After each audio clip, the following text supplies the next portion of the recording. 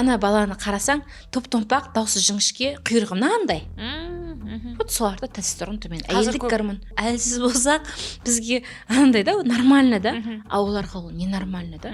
Бүгін ана қызға бар, ертең ана қызға барады. Спокойно, как жастар деген сондай. Спид деген ол тек қанмен жұғатын емес па, қатынасқа түскен кезде әйеліне қандай бір қауіп болуы мүмкін? Кейбір еркектер бар ғой. Естіп тұрып емделмейді ғой. Кейбір әйелдер, еркектер дәрігерге қаралмайды да, сенің дәрігеріңнен сұрап берші дейді ғой. Еркек адам босанбай жүріп толып кету деген, енді ол білмеймін енді. Қолдан жасайтын артық салмақ сияқты да. Горилла деген бар ғой, соны жаман қат жетіндер бар. Хотя енді баяғыда біздің аталарымыз кәдімгі 80-бай 90-байдың бәрін тудырған ғой. Кәдімгі магнийді бүйтіп тығып жіберіп, витаминдер тығып жіберіп, ана күліп жүретін жағдайға жеткізіп, менің күйеуім жақсы деп өмір сүресің сосын. Сондай адамдардан аутизм балдарын көп туылуы мүмкін ба? Ем жасау барысында біз немен ұтамыз? Ана жерде қанша ұрық кетіп жатыр ғой, туалетке былай айтқанда, иә. Әсел Әбілхамид қызы бүгін бізде подкастта интегративный эндокринолог, терапевт, кардиолог. Бүгінгі тақырыбымыз Әсел ханым ер адамның денсаулығы. Жалпы ер адамға қатысты бүкіл мәселелер талқылаймыз. Оның ішінде жаңағы ятты бар, ятсызы бар деген сияқты. Ладно, не болса да кеттік.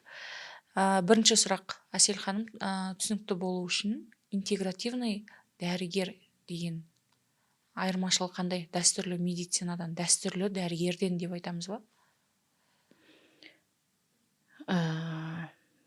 Жаңағы кәдімгі дәстүрлі дәрігердің, яғни мен де сондай. Дәрігер болдым қанша жыл, поликлиникада істедім, неде істедім, кәдімгі стационарда істедім.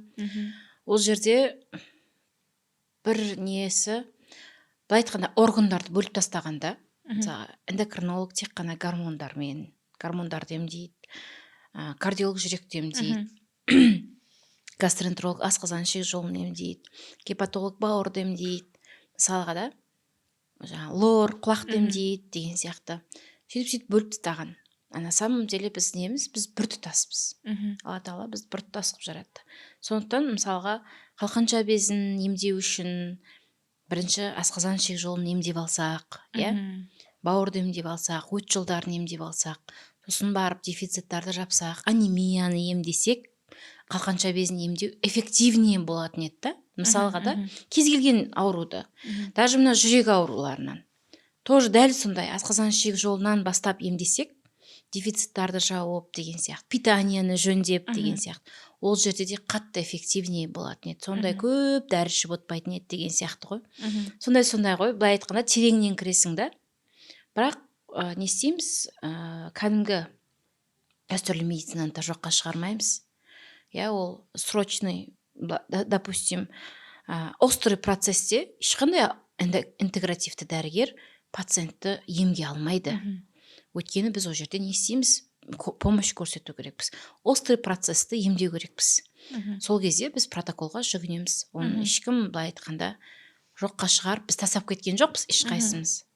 Сондықтан кез келген сондай жағдай болды ма, жоқ, сізге срочно мынандай капельница керек, срочно мынандай препараттар керек, осындай химический препараттар, осыны купировать ету керекпіз деген сияқты. Ол протоколды міндетті түрде ешқашан ұмытпаймыз. Ол протоколдарды, олар керек бізге. Антибиотикотерапия алу керек жағдайлар болады, оны аламыз. Сосын барып не істейміз, пациентке түсіндіреміз интегративті жолмен. Осылай емдесек, ары қарай, чтобы қайтадан қайталамасын деп осы жағдай, сөйтіп, егер ол пациент қаласа, сосын барып не істейміз, емдейміз. Айтқанда выбор пациентте ғой, өзінің қалау. Егер ол келсе, ол оған ондай емді алады, келіспесе алмайды. Пациент сонда әрбір адам өзі біледі, үстіртін емделе ма, тереңнен емделе ма деген сияқты ғой. Енді бізде екінші сұрақ, сізге келетін ер адамдар қандай шағыммен келеді көбінесе? Негізі мен ер адам қабылдамаймын. Тек әйел адамдар мен балаларды қабылдаймын. Ер адамдарды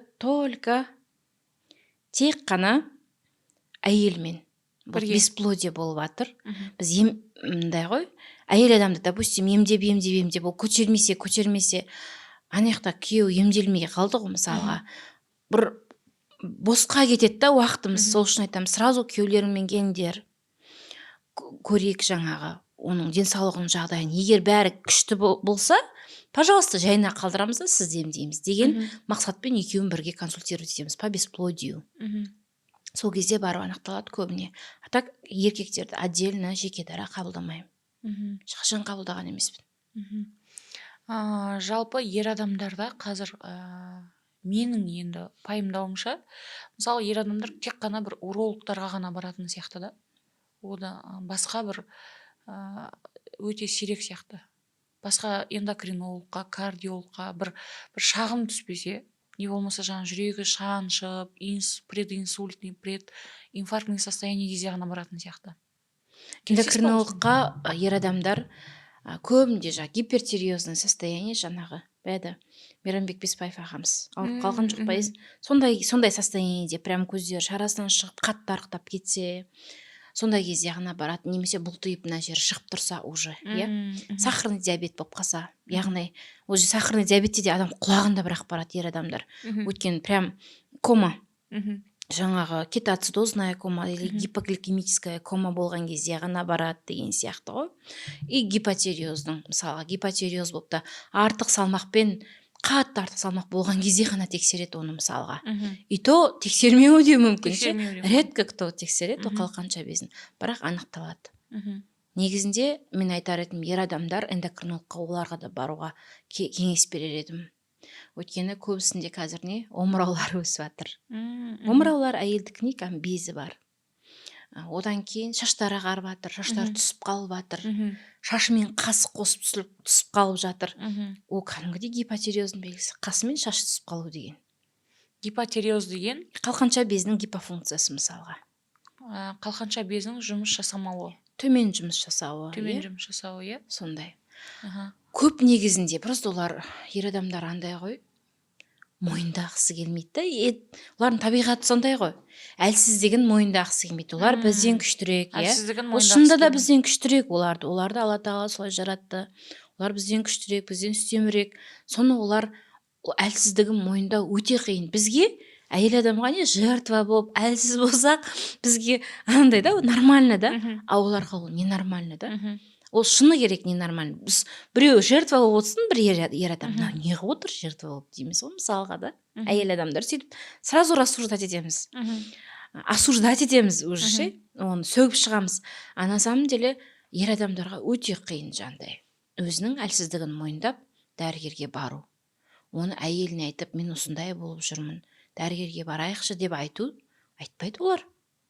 Айтпайды.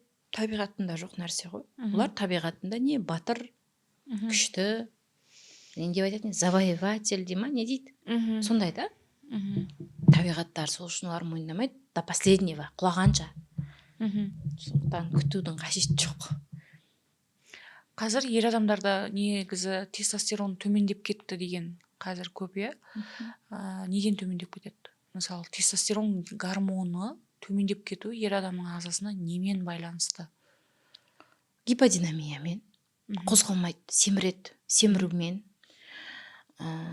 Сосын мындай ғой, семіру, зиян тамақтар қабылдау, зиянды жаңағы алкоголь қабылдау, инсулинная резистентность, ана жерде жаңағы уақытылы ұйықтамау. Сосын бұның барлығын алып тастаған кезде, семіздік бәрі соның ішінен. Бұның бәрін алып тастаған кезде тағы бір не бар, психология жағынан бар. Өзіне еркектік ответственность алмау. Алмау ма? Еркектік ответственность, яғни мына жерде айтып жатыр ғой, жаңағы айтып жатыр ғой, табиғатын сипаттап жатыр ғой ер адам. Ер адам өзінің әлсіздігін көрсеткісі келмейді.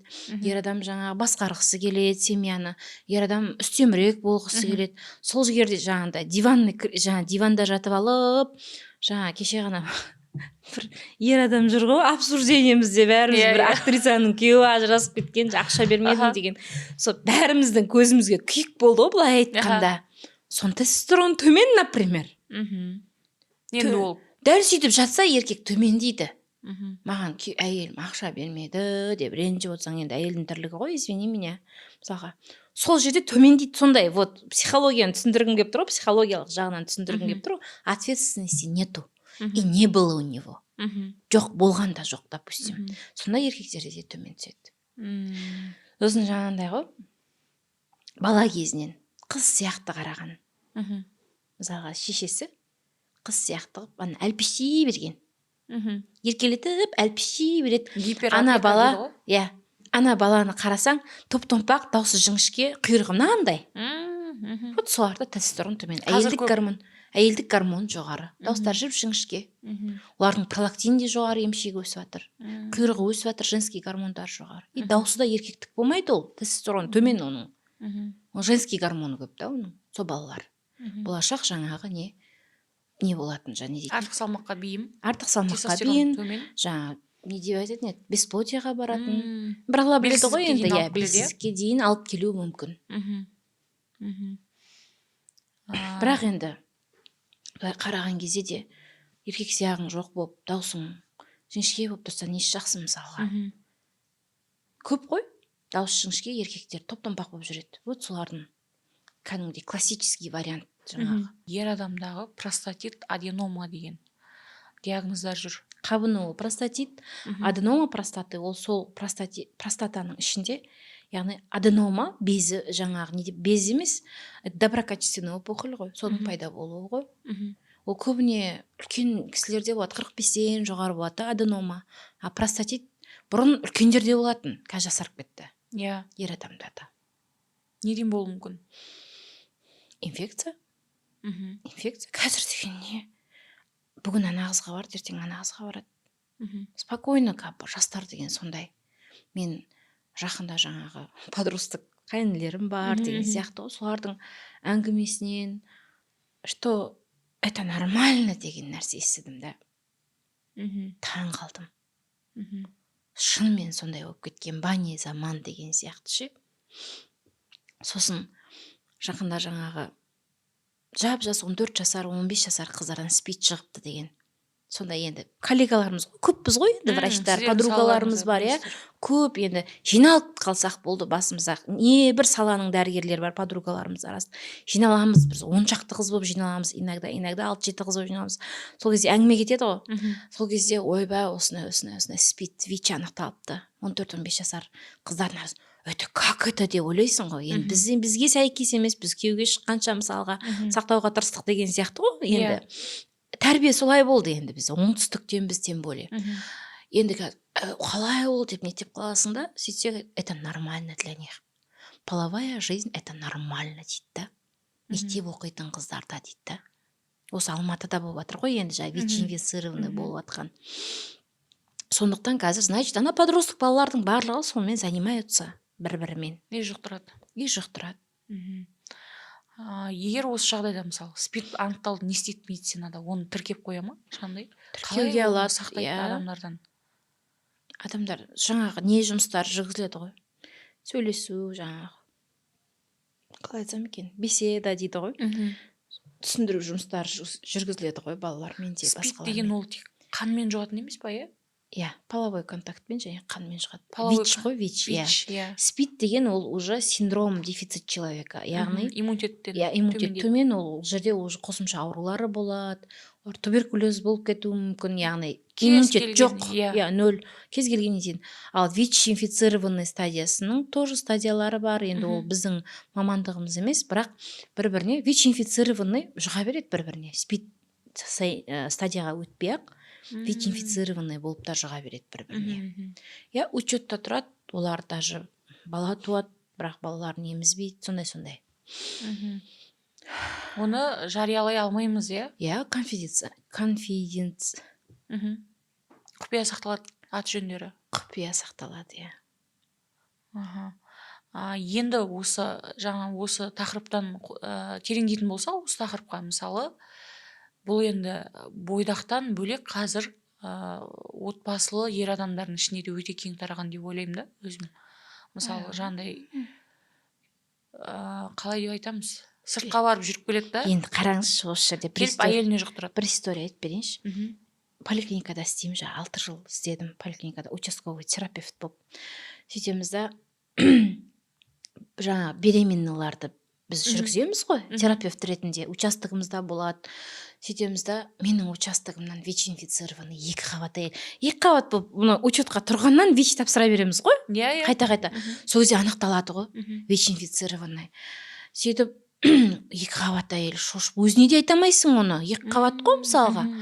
Уже содан күйеуін тауып аламыз ғой, күйеуін тауып алып, күйеуі уже урологтан назначение әкеп, не по ВИЧ-у, ВИЧ бойынша емес. Вообще басқа диагноз, басқа да инфекциялар бар ғой, солардың біреуімен лечение алып жүрген, антибиотик, анау-мынау алып жүрген. Сөйтіп біздің процедурный кабинетке келіп алып жүрді, как раз ойбай мынау осы біз іздеп жүрген еркек деп ұстап тауып аламыз, сөйлесеміз. Сол кезде анау еркекше тым уайым жоқ, мен таңғалғаным енді, мен дәрігер ретінде, адам ретінде таңғалғаным, ВИЧ-пін-ау, әйеліме жұқтырдым-ау, ол 2 қабат-ау, олардың и так 3 баласы бар, 4-ші баласы ішіндегі жұқтырдым-ау деген уайым жоқ. Ключевое отличие БАД от лекарственных средств заключается в действии препарата. Если лекарственные средства предполагают лечение какого-то определенного патологического состояния, то в случае с БАДами лишь обеспечивается пополнение минералов, микроэлементов, прочих компонентов. В свое время они оказывают укрепление, улучшение общего организма человека. Продукция Аль-Нури оказывает сопутствующие лечебные действия и не вызывает побочных эффектов. Андайдан наглый. Бетет, сен қақтан жұқтырдың? Мен ол қызды вообще нормальный қыз дейді. Мен ол вообще ВИЧ деп ойлаған жоқпын дейді. Қалай нормальный қыз деймін да? Нормальный, жаңағы проститутка емес деген әңгіме ғой ана жерде. Проститутка емес. Бірақ ол семен болды ғой, ни за что. Просто так бола салды мысалға да.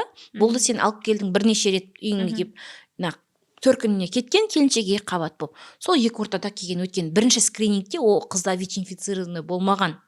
Екінші, үшінші скринингте анықталып тұр ғой, қыз қарны мынандай 7 айлық уже. 6-7 айлықта. 7 айлық, үшінші скринингте анықталып тұр ғой, 2 ортада болып тұр. Төркініне кеткен, балаларын алып, сол 2 ортада ана қыздан жұқтырып тұр. Жұқтырып келіп тұр. Күйеуі. Сөйтіп ол қызды айтады, осы нормальный қыз. Семен әшейін бола саған қыз 2-3 рет болады. Нормальный қыз бола ма? Мен білмеймін, енді сол жерде мен одан кейін біраз уақытқа дейін миым нетпей жүрді жаңағы. Қалай айтсам екен? Білмеймін, гнев, обида, боль за эту женщину беременную. Я қатты неттім мен сол кезде. Жаспын ғой, эмоция деген не, өзім күйеуге шыққанмын, бірақ әлі бала көтермей, 2 жыл бала көтере алмадым. Сол уақыттың барлығы ғой жаңағы ішімді қайнатып бара жатқан. Сондай болды да, енді қарашы, ана әйелдің жазығы қанша. Бірақ еркек мынандай. Бірақ оның ол ВИЧ-тан бөлек мынадан инфекциясы бар. Ол сол жерде неше түрлі не қос-қосымен антибиотик алып жүр, урологтан лечение алып жүр ғой. Бірақ оны әйеліне айтпайды, білмейді. Бұл жүре береді, әйел жүр, дым білмейді. Оған ВИЧ екенін де айтқан жоқпыз. Туған соң айтамыз, енді туып кішкене неткен соң айтамыз деп, енді ол естественно біреуге жұқтыра қоятын әйел емес қой. Өйткені қазақтың келіншектерін білесің ғой, мысалға. Оңтүстіктің қызы сондай өзіміз сияқты әп-әдемі келіншек мысалға да. Өмірін құртып отыр ғой.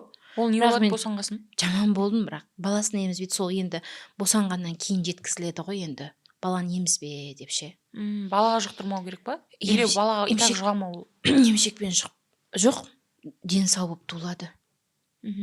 Дені сау, в основном дені сау болып туылады. Емізбеу керек бірақ. Емізбеу керек, қанатып алмау керек деген сияқты ғой. Қан арқылы жұқтырып алмау керек, иә?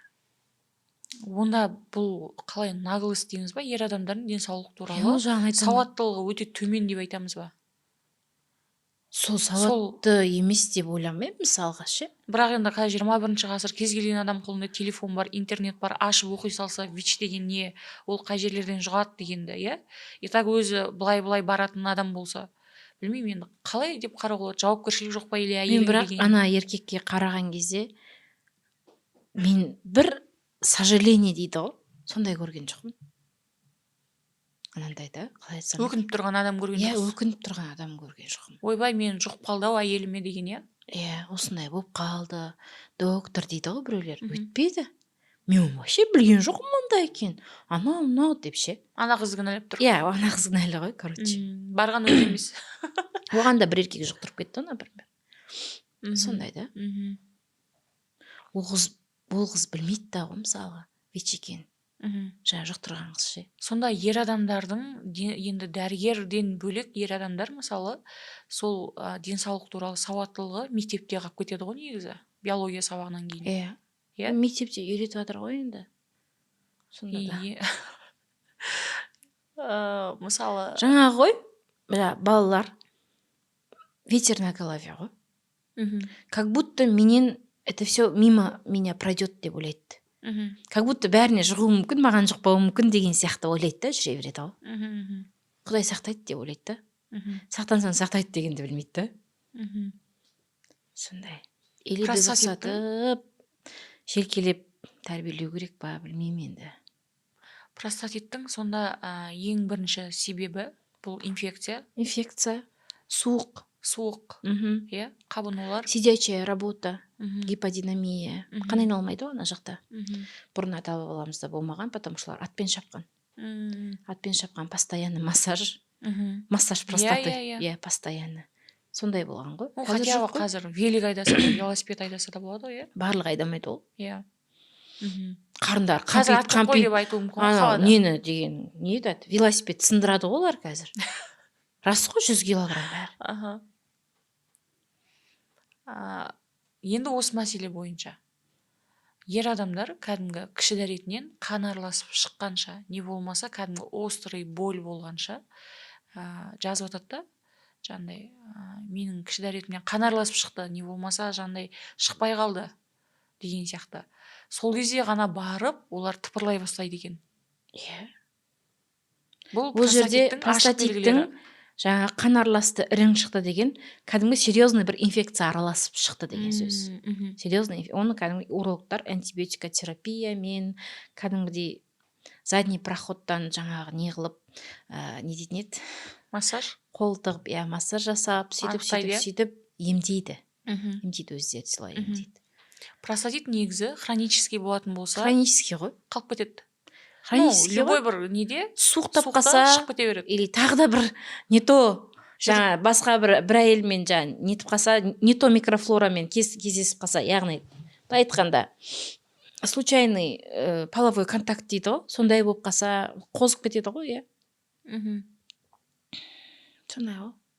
Қазір тағы бір не бар екен, диагноз ер адамдарда, подростокта бола ма, қай уақытта болады? Варикоцеле деген. Ол варикоз ғой, ауыр салмақ көтерген, андай ауыр зат көтеріп жұмыс істегеннен, любой уақытта кәдімгі аяқтағы варикоз қалай шығады, иә? Мгм. Салмақ түскеннен, Мгм. сондай солай шығады ол да варикоз. Мгм. Именно жаңағы ненің веналардың ұлғайып кетуі ғой. Веналардың ұлғайып кетуі. Оны Иә, мына именно паховый Мгм. веналардың ұлғайып оның кетуі. алдын алу негізі ауыр салмақ көтермей ма? Ауыр салмақ көтермеу андай Қанның ғой, қоюлығы. мынандай ғой. Жоқ, Ол емес па? қанның қоюлығы деп айта алмаймын балаларда. Мгм. Не ғой? Қалай айтсам екен? Неудобно көтереді ғой, неправильно көтереді ғой Мгм. заттарды. Осы жерге, именно осы жерге салмақ түсіріп көтереді. Содан ғой. Мгм. Немесе ударлар. Балалар төбелеседі, сол жерден тебеді. Мгм. Сол кезде не қылады, пайда болады ол нәрселер. Енді қазір осы простатиті бар ер адамдарды мысалы әйелмен мысалы қатынасқа түскен кезде әйеліне қандай бір қауіп болуы мүмкін? Мысалы простатит ол жаңа зәрі уже ірің араласып, қан араласып шығып жатыр. Ладно, инфекция болмай ақ қойсын дегеннің өзінде. Инфекция қалай болмайды, өзі ірің араласып шығады. Ірің деген Мгм. инфекцияның ең несі ғой, ең серьезный түрі ғой, мысалға қарап отырсаңыз. Әйеліне жұқтырады, әйел жүреді бейшара ұқсап, емделіп, Әйелде қандай белгілер болады? бактериальный вагиноз болады, выделение келеді, Выделение қышиды, қышиды. ауырады, Аха. төмен тартып. Ол оны суықтап алдым деп ойлауы Суықтап алдым деп ойлайды. Сосын Суықтан- мазок тапсырады, мазоктан анықталады, сосын күйеуіңмен бірге емдел дейді. Ол, ай құдай, осы жерде айтсаң ренжиді ғой. Айтыңыз. Кейбір еркектер бар ғой, Аха. естіп тұрып емделмейді ғой. Мгм. Ана жаңағы абьюзер, тиран деп жатсыз ғой жаңа. солар даже сен изменять етіп бір жерден таптың деп әйелдерінен көреді ғой, хотя понятно, что өзі өз тапқаны екенін біледі. біліп тұрып соны не Әдейі қылатындар айта бар ғой. салады. Мгм. Сенен деп соны нете салады да. Мгм. Ондай да жағдайларды естідік қой. Неше түрлі жағдайды естисің ғой. Менің бір емес 3 подругам гинеколог. Екеуі қасымда. Бірге жұмыс істейміз, бірге бір жерде принимать етеміз. Біреуі басқа жақта. Солардан естімейтін әңгімеміз жоқ қой, былай айтқанда. Маған в основном эндокринология бойынша келеді ғой. Бірақ қосымша жаңағылары жүреді ғой, қасында анализдері. Міндетті түрде емделіп жатады параллельно гинекологта. Сөйтіп келеді. Но енді в основном маған дәл қазір маған интегративный эндокринологиямен айналысқалы бері келетін пациенттердің 99.9% намазхандар. Бүйтіп налево направо жүрмейді да ерлері. Оған да Құдайға шүкір. Бірақ жаңағы екінші әйел дегені болады. Құдай біледі ол екінші әйелдің қандай әйел екенін. Сөйтіп ондай жаңағындай іріңдеп келетін инфекциямен әлі келмеді маған. Бірақ оны былай естейсің, тек қана естейсің ғой енді жаңағы. А так өйтіп келмеді маған әлі. Потому что жаңағы да намазхандар не кішкене. Мысалы, әйеліне жұқтырды дейік.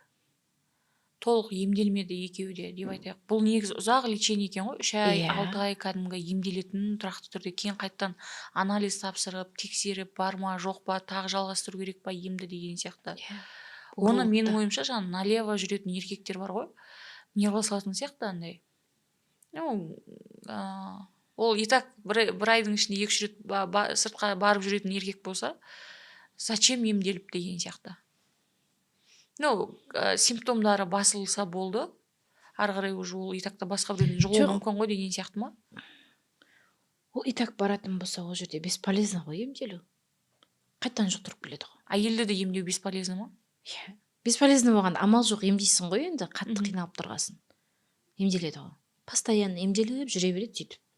Анау тасымалдап жүре береді. Еркегі. Осы жерде тағы бір ер адамдардан не келеді да? Жаңа презерватив сақтамай ма инфекциядан деген. Презерватив кидім ғой дейді. Жоқ, негізінде презерватив сақтайды ғой. Жарылып инфекциядан ба? Иә, жарылып кетеді. Нетеді жаңағы, не еді? Тезіліп қалады деген сияқты.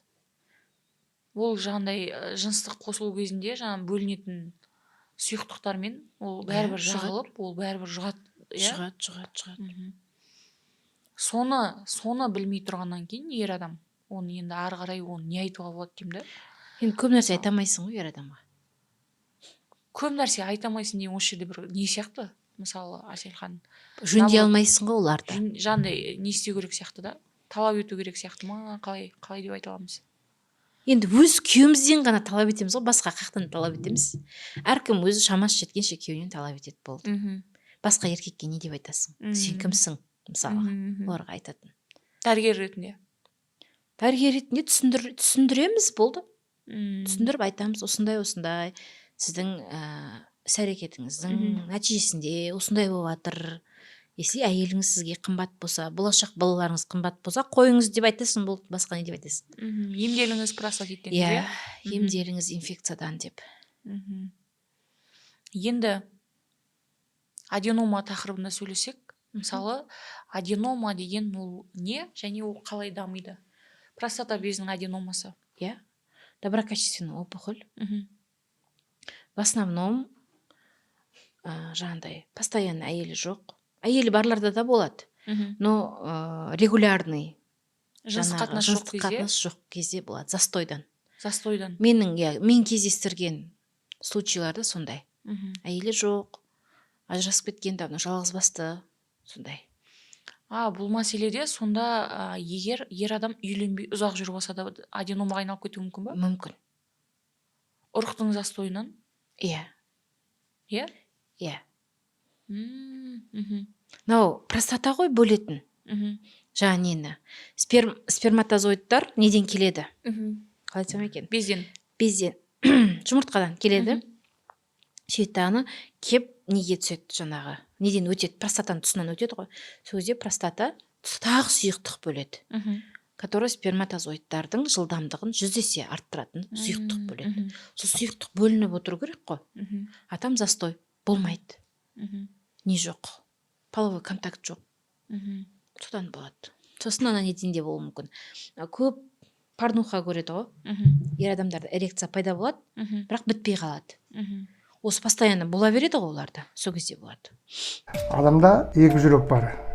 Бір жүрек қан айналымы бар, екінші ер адамдарда ол простата дейді. Сол 40-тан 50-ден асқаннан кейін әр ер адамда ондай проблема болады. Ассалаумағалейкум қазақ елі. Мен Сенбаев Бақытбек Жексенбайұлы 5-ші ауруханада жақтет хирургия бөлімінде жұмыс істеймін. Сондай бір ауруларға простатит, аденома, бедеулік бар, тез бітіру бар. Екінші жүрегін 80-90-ға келгенше жұмыс істесеңіздер, Айнұри компаниясының өнімін ішіңдер. Жатардың алдында осындай бір кішкене қасық, болмаса ашық қаранға таңертең ішуге болады. Шықпай қалады. Жиірек болады, иә. Пайда болды, шықпай қалды. Пайда болды, шықпай қалды. Застой. В основном содан. Біз Сосын жаңа застой деген нәрсеге тек қана ол емес қой, сидячая работа, артық салмақ, гиподинамия, жүрмеу, қимылдамау, мына малый тазда қан айналым жоқ. Содан болады ғой. Артық салмақ. Көп қой факторлары. Мысалы, қазір ер адамдар, артық салмақ көп ер адамдардың арасында, әсіресе мынау газировка ішеді, иә? Дизидан, горилладан деп айта берейікші.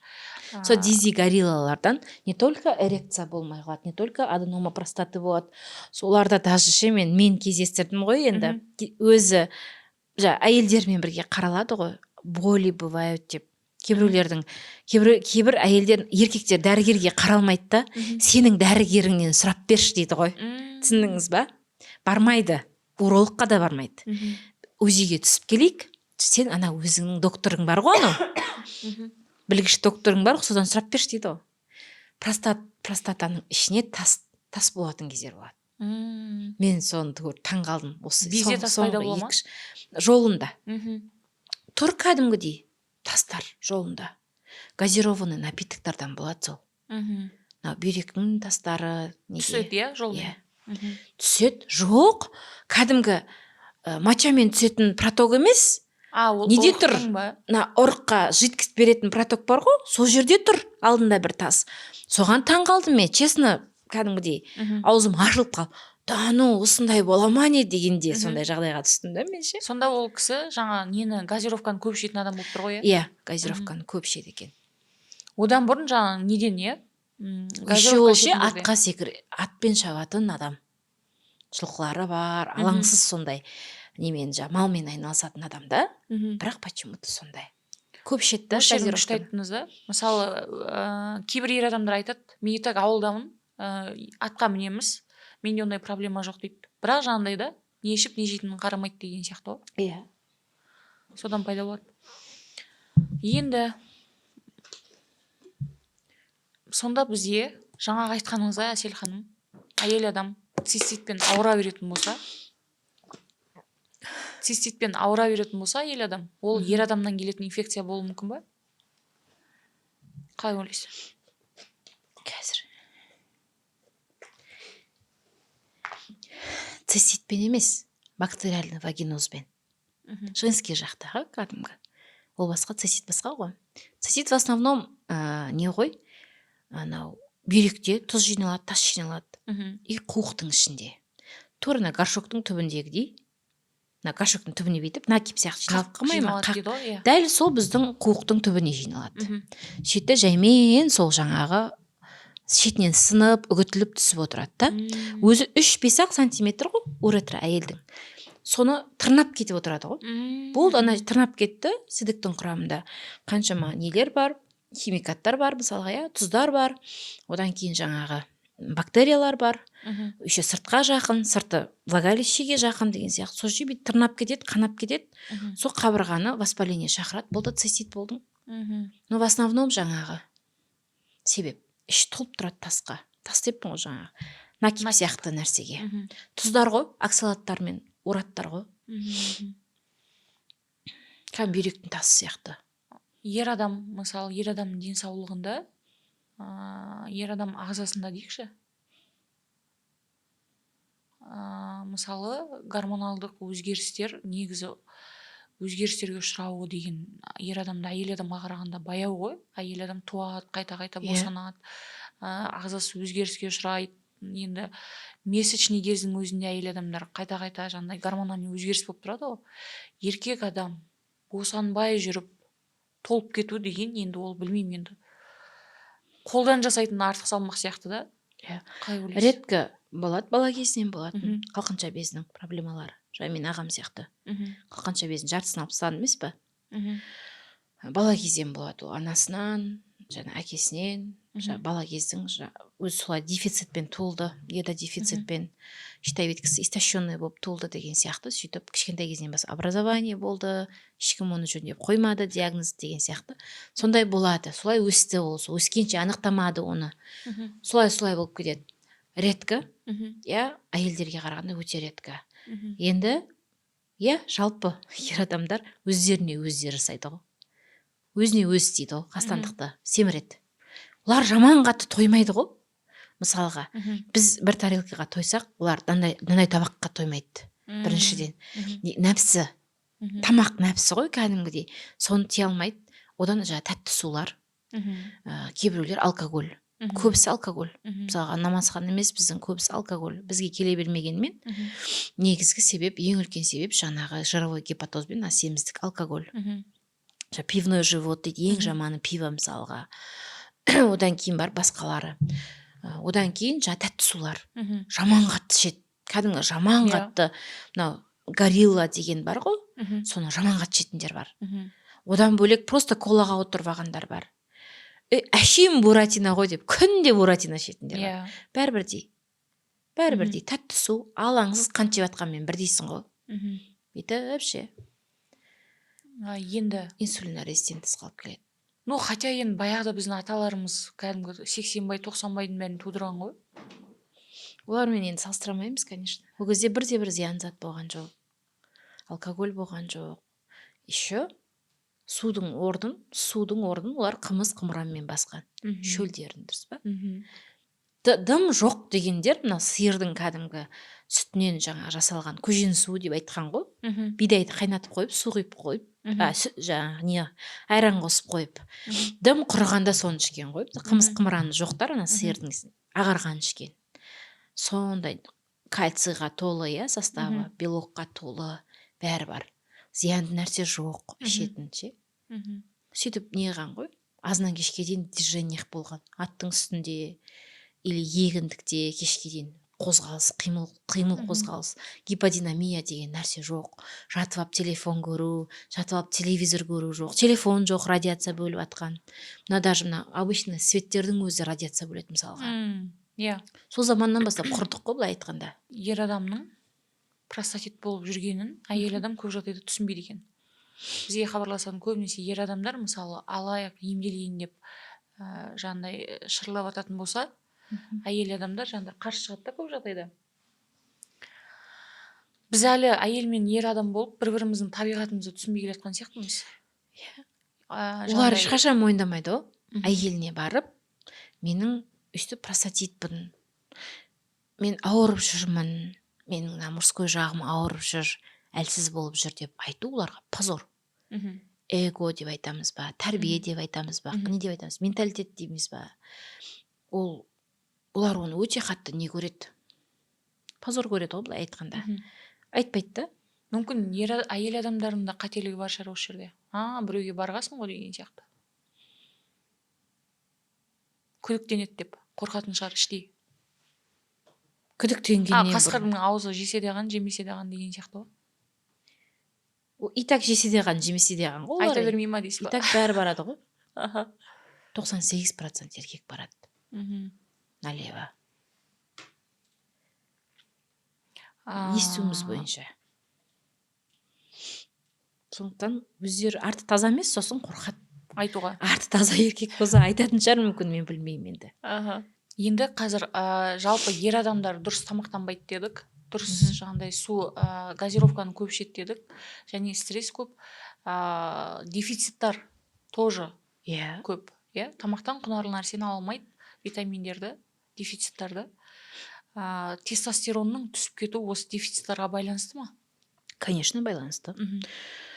мындай ғой, мысалға менің жолдасым, допустим, мен интегративный медицинамен айналысқаныма 4-5 жыл болды ма, менімен бірдей витамин ішеді. Сөйтіп болады ғой, иногда командировкаға кетіп қалған кездері болды. Или вообще витамин, мысалға, ерте тұрып кетіп қалса, мен оған уже дәрі витаминдерді алып беріп үлгермеймін да. Сөйтіп ішпей қояды, сол кезде бүйтеді. Мен кеше 2-3 күн витамин ішпей қойып едім. Мен уже шаршап жатырмын. Менің уже энергиям аздау, ол уже біледі, уже сезім, организмі уже оған сигнал беріп тұр да. Ол кәдімгідей дефицит деген нәрсе болады. Мысалға, жаңағы шаштарына дейін жылтырап шығады ғой, былай айтқанда витамин ішіп жүрген кезде. Мен күйеуге тиген кезде менің жолдасымның шашының жартысы ақтығын. Кәдімгідей самайының барлығы ақтау, жартысы деп айтпай ақ қойсам да, бір 40% ақ бар тұғында. Кейін алттан нетіп кетті? Қарайып кетті ма? Қарайып кетті. Иә, қарайып кетті. Сол кезде де сол баттар беретінмін. Одан кейін осы беріде тағы да бір сыпыра қарай ағарып бастағаннан кейін витаминдер деген қайттан қарайып кетеді. Сөйтеді, ағарып, қарайып тұрады да. Солай не етіп тұрады. Кәдімгідей ол витаминдердің дефициттарды көретін болды да, несін, разницасын. Иә, разницасын кәдімгідей көретін болды. Азына ерте тұра алады, ішпей қойса тұрамайды. Кәдімгідей дефициттардың несі бар. Ол да еркек қой енді. Барлық еркектермен салыстырған кезде жаңағы ол да тәтті су ішіп қояды. Мохито деген. Мохито. Надоел уже, мынау мохито бар ғой, мынандай банкідегі. Именно сол манит соны алып кеп ішеді. Күнде болмаса да енді аптасына 2 рет ішеді жар кемінде. 2 рет 3 рет әкеп ішеді. Бұл деген қант қой. Қант сен ішкен витаминінің барлығын смывать етеді, жоққа шығарып жібереді. Сөйтіп мынау қант қызылшасы бар ғой, қант қызылшасында отырған ішінде болады ғой қант. Сол кезде ол табиғатта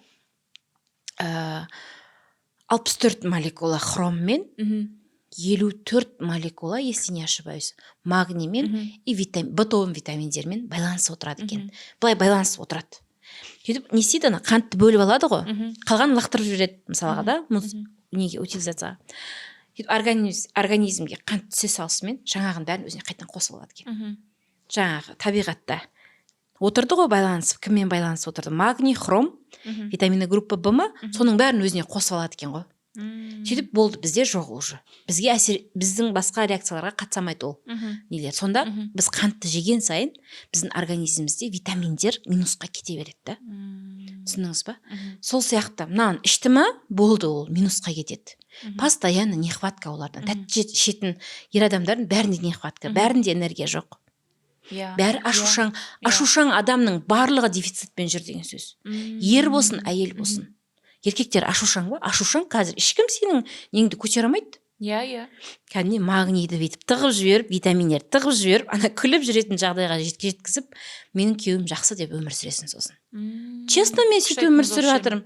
Иә, мен мысалы қазір жамандап отырған жоқпын еш жерде күйеуімді, потому что ол спокойный. Маған лишний раз тиіспейді, мен ұрмайды, маған айғайламайды, мен тирайн етпейді. Өйткені мен азынан кешке витамин тығып отырмын, былай айтқанда. Нервісі тыныш та. Күшті айттыңыз. Тапқан жаңағы өзімде былай айтқанда енді спокойный болуға тырысасың ғой енді. Естественно, витамин ішіп жүрмін, неғып жүрмін, айғайлап ұрсып қырылып атқан жоқпыз, оны да нервісін жеп атқан жоқпын. Әйтеуір келген тапқанына қанағат, сонымен әйтеуір өмір сүріп жатырық. Ешкім тиран етпейді. Ол да бар негізінде. Ол үлкен негізінде дефицит деген нәрсе еркекте де, әйелде де бар. Мысалға, ашушаң болған кездер болды, мен болмады деп айта алмаймын. Жаңағы осы 14 жыл өмірімізде да вообще ашуланбаған кезі болды деп айта алмаймын, мысалға да болды.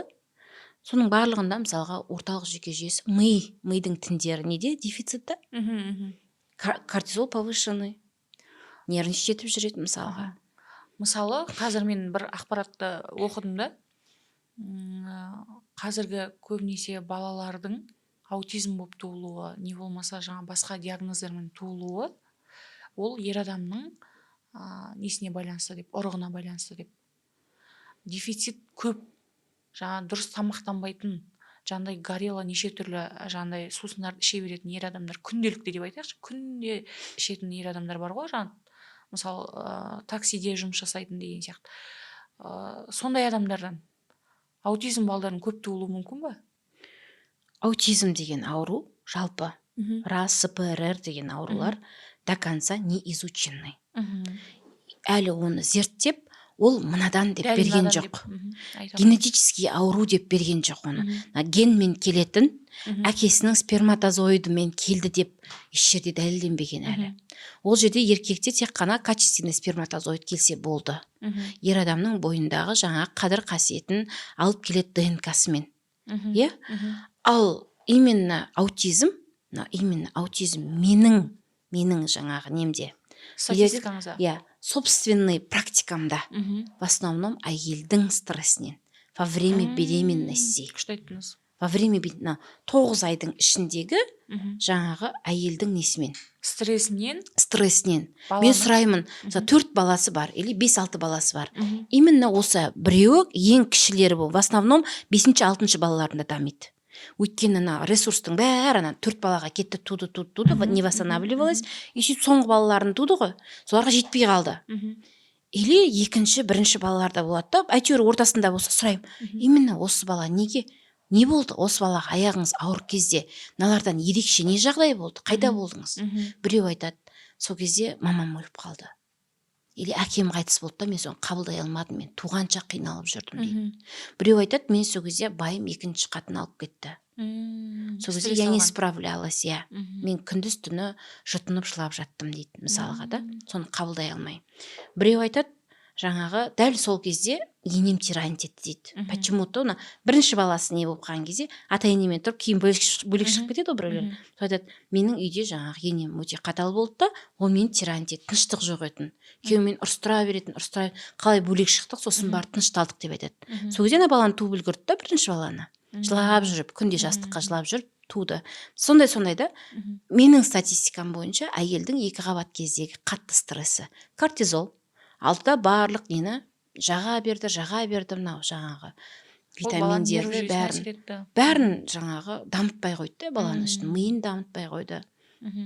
Қалқанша бездер истощенный сол балалардың. Барлығында киста бар, немесе образование бар. Несінде, қалқанша безінде. Ол болмау керек балада. Свежий болу керек бәрі. Новый, свежий. Бала деген не? Новый, свежий ғой. Бәрі идеальный болу керек.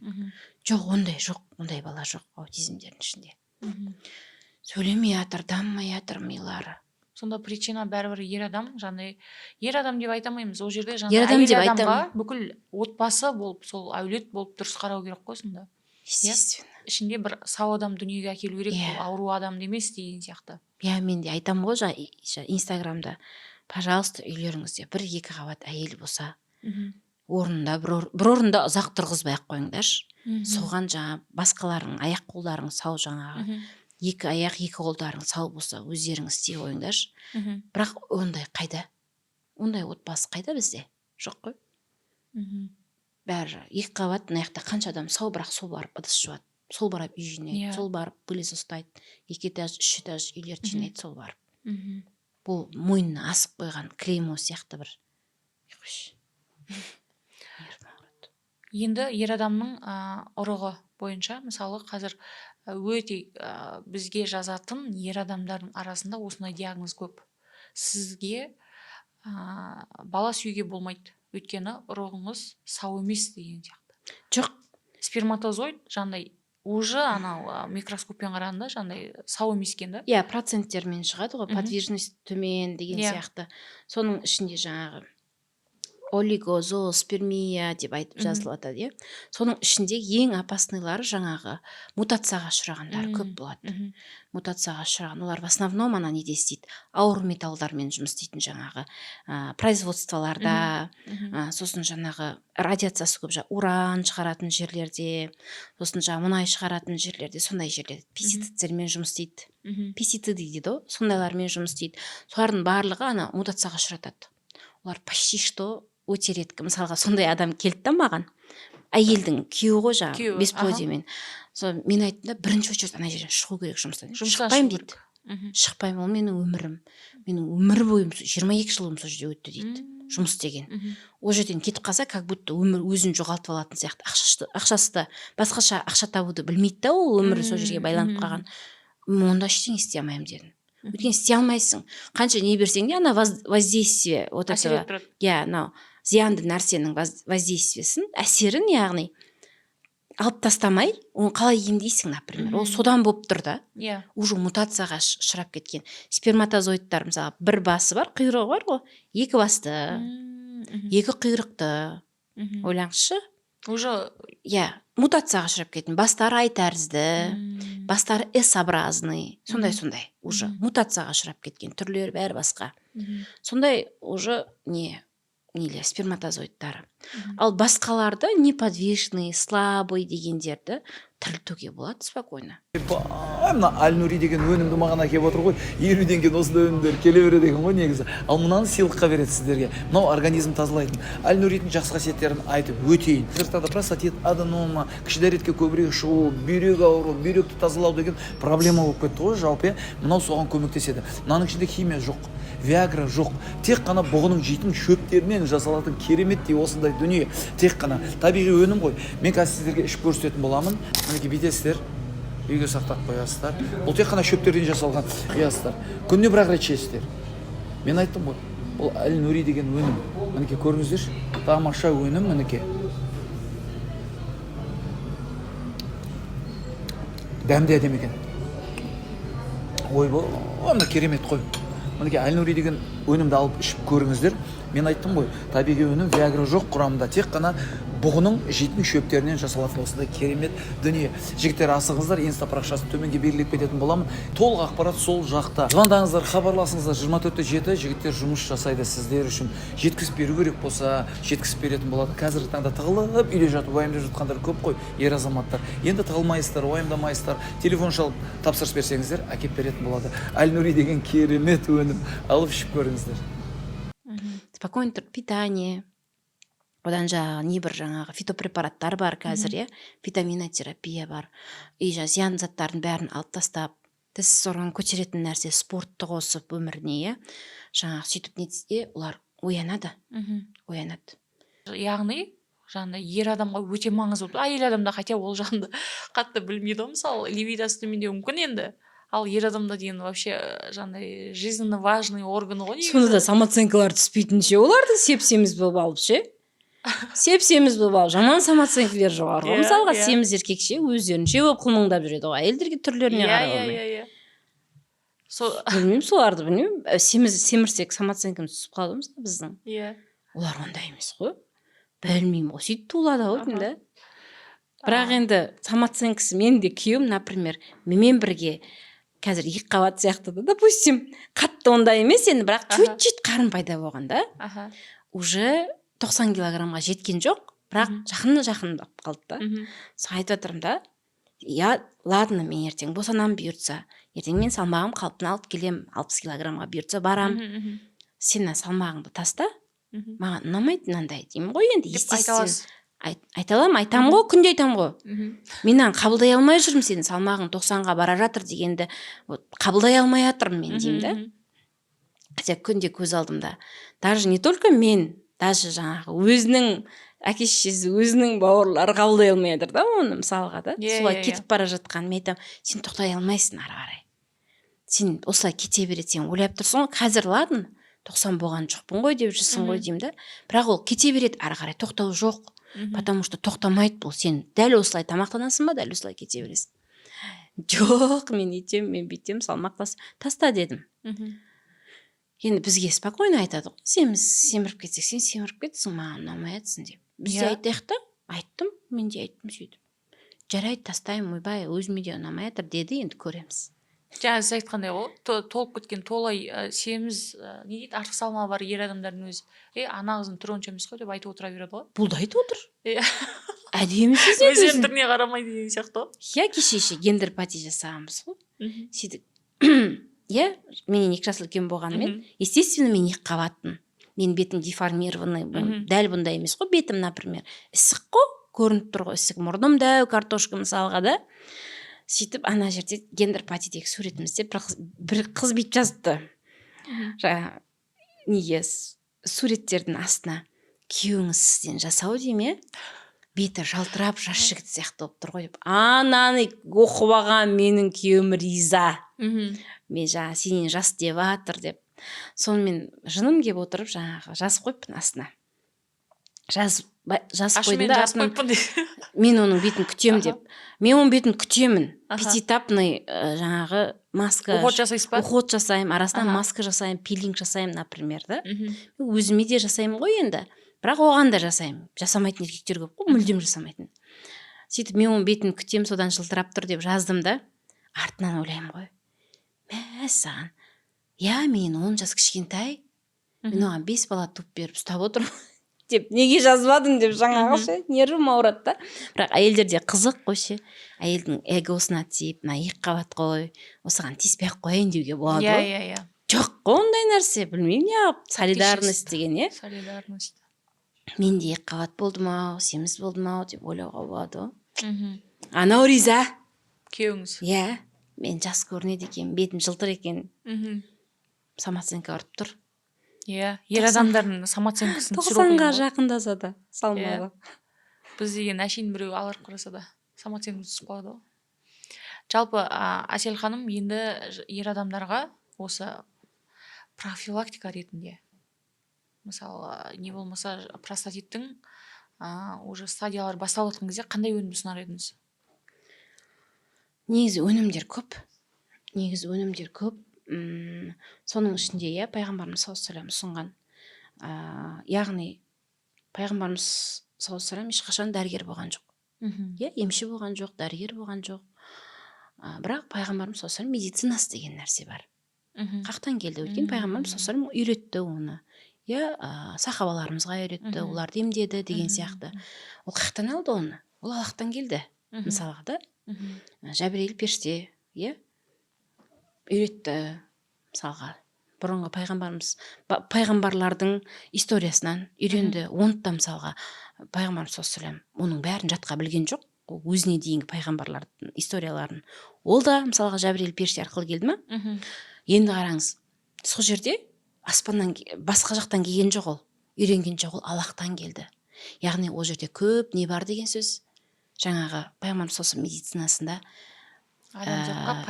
адамзатқа пайдалы білдірілген не деп айтатын еді? Ерегіске түспейтін, сөгіске түспейтін, қалай айтсам екен? Спорға түспейтін, күмәнсіз нәрселер бар деген сөз. Нәрселер бар емес, 100% сондай нәрсе деген сөз. Былай айтқанда иман келтіру. Мен көбінде жаңағы ем жасау барысында біз немен ұтамыз? Мен басқа интегративті дәрігерлерден қарағанда да немен ұтам? Мен пайғамбарымыз саллаллаху алейхи медицинасымен ұтам. Неге соны қолданам да? Ішіне кіргізіп жіберем. Зерттеймін.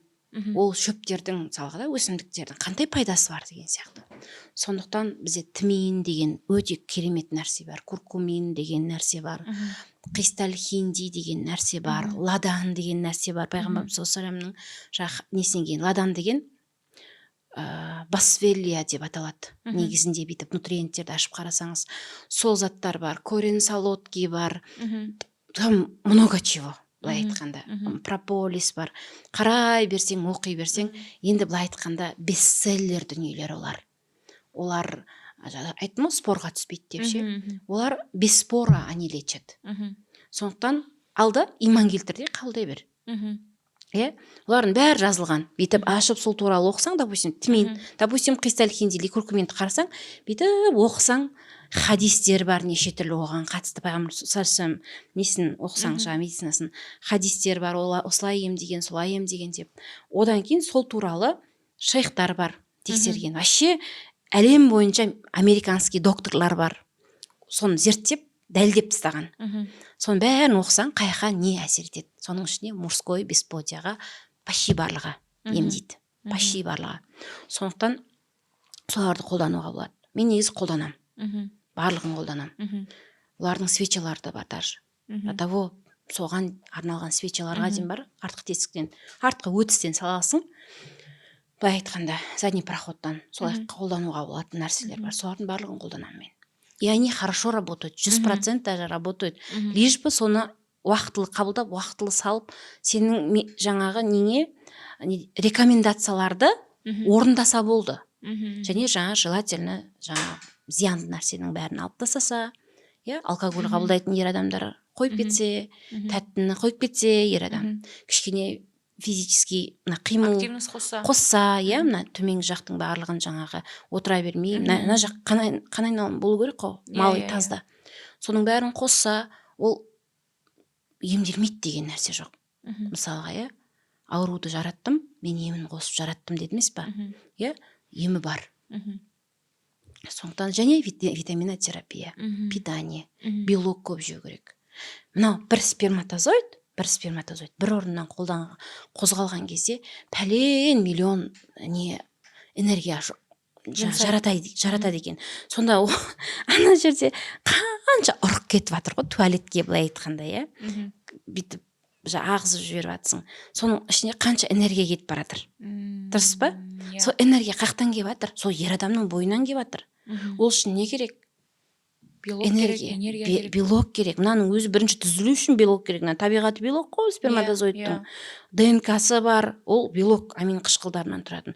Белок керек. Аулар белок жеп жатыр ма? Ет, жұмыртқа жеу керек. Кәдімгідей толтыру керек. Қатты, мынау етті азаннан кешке дейін мал ұстайтын, андай жіліктеп ет жейтін семьялар болады ғой, малды қатты ұстайтын. Соларда бесплодие бар ма?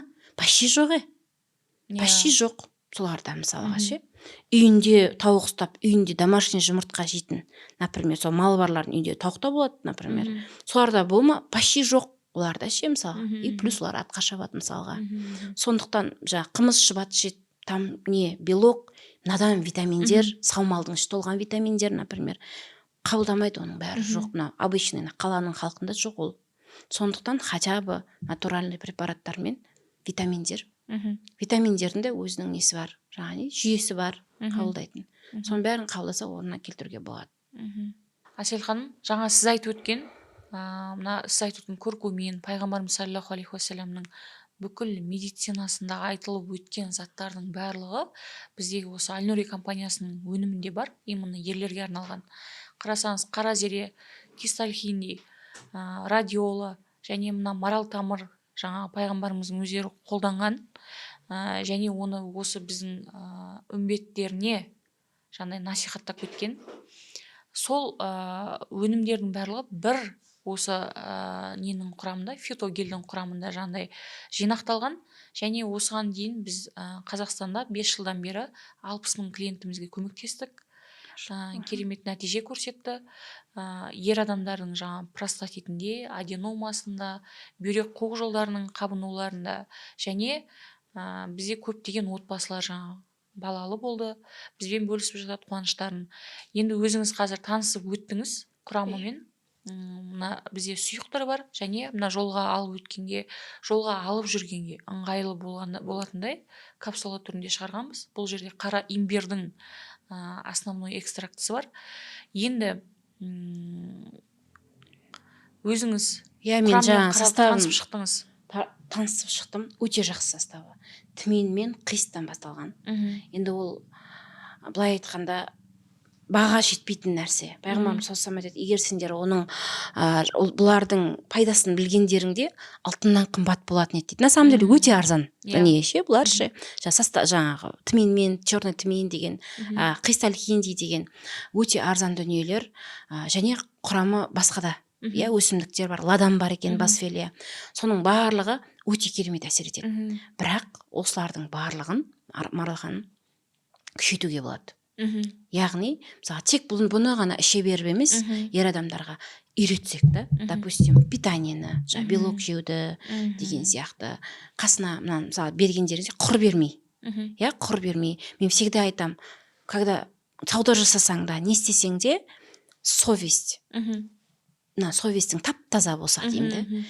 Дәлі сондай жағдай, сондай немен күшті, сондай сезіммен, шынымен жаның ашып, заботамен, шынымен көмектеседі деген, сондай ішіңде өзіңде не тұру керек та? Сезім тұру керек та? Удовольствие аласың сол кезде жұмысыңнан, бәріне көмектеседі деген. Сондай бір керемет нәрсе жасайық, ақыры жасайтын болсақ, до конца жасайық та, қасына витаминдер қосайық. қасына қағазға жазып берейік, қалай қабылдау керек екенін, не қабылдамау керек екенін. Мысалға мынандай қағаз қосып жіберуге болады да, допустим, сатқан кезде барлығын в комплекте жіберейік. Одан кейін экспериментке мен мысалға не жақсы көремін, доказательная медицина дейді ғой, доказывать еткенді. Допустим, сатасыз ба, ішінен таңдап алыңыз, или өздерінен сұраңыз, кім осылай қатыса алады. 5 адам алайық, көп емес, енді мен жақында босанам, қиын болып кетпесін маған. 5 адам алайық, до анализдерін алайық, спермограммасын, гормондар, дефициттарды алайық, чекап сияқтылықпен чекап беремін сізге, сіз соны өткізіп бересіз, и УЗИлерін және витаминдерді қосып берейік, и после 3 айдан кейін көрейік, салыстырайық. Инстаграм парақша до и после анализдерін қалай көмектесіп жатыр, соның барлығын қалай өзгеріске ұшырап жатыр, ана жерде спермограмма, сперматозоидтар тіріліп жатыр ма, не болып жатыр, елдердің көз жетсін, қалай жұмыс істейтінін. Мен шыны керек, пайғамбарымыз саллаллаху медицинасын адамдарға доказывать еткім келеді, что ол жерде сондай нәрсе бар екен, сондай үлкен білім, ғылым жатқанын, ол жерде сондай спорға түспейтін емнің түрлері бар екен. Мен жеткізгім келеді адам үмітке жеткізгім келеді да, мысалға. Сондықтан соны істейік. Ақыры істейтін болсақ. Былай істейік онда. 5 адам дедіңіз ғой, Иә. 5 адам. Қазір біз осы ненің соңына, подкасттың соңына бір номер қояйық. Сол номерға барлығы жандай жазсын. Мен қатысамын деп жазсын, және қысқаша өзінің денсаулығындағы проблемаларын түсіндіріп кетсін. Біз солардың ішінен 5 адам таңдап алайық. 5 адамды таңдап аламыз. Бірақ олар өздері бүкіл обследование өтіп беру керек. Мысалы мен таңдап берем, мынаны өтпеймін, мынаны өтем емес, барлығын өтіп беру керек, чтобы соңында несін көреміз, лечениені. Біз осы лечениені сол 5 адамға береміз, тегін 3 ай бойы емдейміз. Тегін 3 ай бойы ішеді, одан кейін барып біз до и после анализін толықтай шығарайық. Кәдімгідей дәлелдеп дәрігер ретінде сіз өзіңіз жаңағыдай полностью разбор, сопровождение жасап отырамыз, және соңында результатын қараймыз. Сөйтік. Вообще супер. Комментарийдің соңына, осы подкасттың соңына қазір бір номер шығарамыз, көрермендер, сол номерға хабарласып, давайте кетті, номер қалдыра берсеңіздер болады. Жаңағыдай 3 айлық тегін лечение жасаймыз. Эксперимент ретінде. Эксперимент деп те айтуға болмайды бұны. Өйткені бұл пайғамбарымыз саллаллаху медицинасы. Ол жерде ол и так доказанный нәрсе. Біріншіден, екіншіден, просто адамдардың көзі жетсін. Что этот препарат работает, что витаминотерапия работает, что мынау біздің зиян нәрселерді қандай зиян екенін, алып тастасақ қалай өзгеретіні, плюс питание маңызды ма жоқ па, біз не айттық, соның бәрі маңызды ма жоқ па, соны просто дәлелдейік адамдарға, көздері жетсін, что сондай ем бар екенін. Мысалы, қанша гормондармен бичкать етіп жатады оларды, жаңағы бесплодие болған кезде, гормондар салып жатады, шетел асып кетіп жатады, мысалы экоға миллиондап ақша құртып жатады, что осындай ем бар екен олар білсін. Сонда ақыры істейміз ба, солай істейік. Так, өте құнды подкаст болды деп ойлаймын. Осы подкасттың соңына комментарийға ең жақсы пікір қалдырған 3 адамға біз керемет сыйлығымыз бар компанияның атынан. Ерлердің денсаулығына арналған.